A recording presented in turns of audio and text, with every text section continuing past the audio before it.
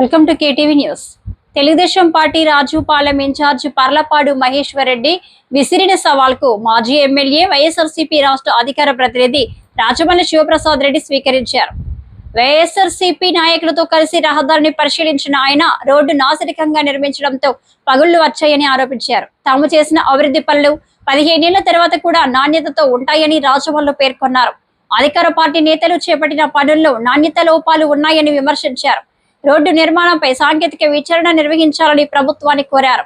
బాధ్యులపై కఠిన చర్యలు తీసుకోవాలని డిమాండ్ చేశారు. ఏం క్రాక్ ఇచ్చినా అనేది కూడా నోటు మాటలే, అన్ని ఆధారాలే.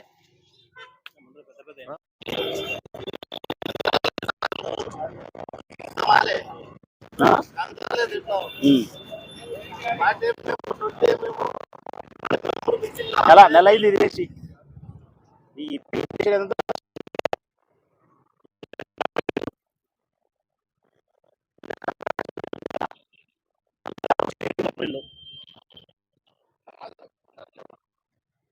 మాలంటే మాట్లాడే విమర్శ ఏంటంటే గత ప్రభుత్వంలో అభివృద్ధి శూన్యం అన్నాడు.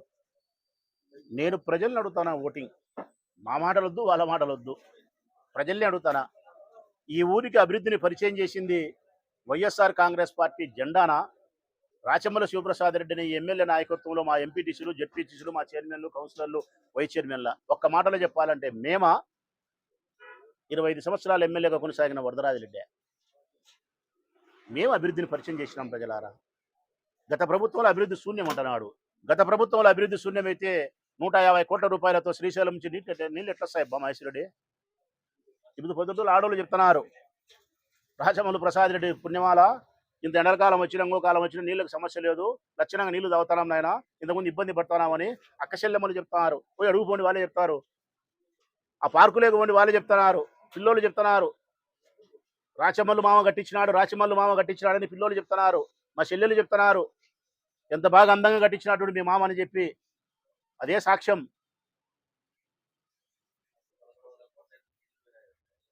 ఇంకా చెప్పాలంటే మేము చేసిన అభివృద్ధి కార్యక్రమాలు షాటంత అవుతాయి. గాంధీ రోడ్డు మేము చేసినాం, వసంతపేట రోడ్డు మేము చేసినాం, గురవైతోట రోడ్డు మేము చేసినాం, వరదరాజరెడ్డి ఆఫీస్ రోడ్డు మేము చేసినాం,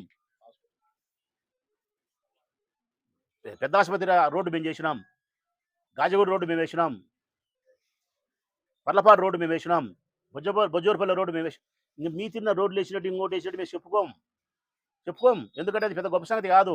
ప్రత్యేకంగా ఇప్పుడు 150 కోట్లు పెట్టి నీళ్లు తెచ్చినాం చెప్పుకోవచ్చు. మీరేందంటే కదా మేము ఆ బ్రిడ్జికి మా నిధులు లేకపోయినా ఏ రూపంలో తెచ్చి పనులు చేస్తారో మా గొప్పతనం అని చెప్పినారు మీరు. నేను చెప్తా ఉన్నా మీకు ఎవరు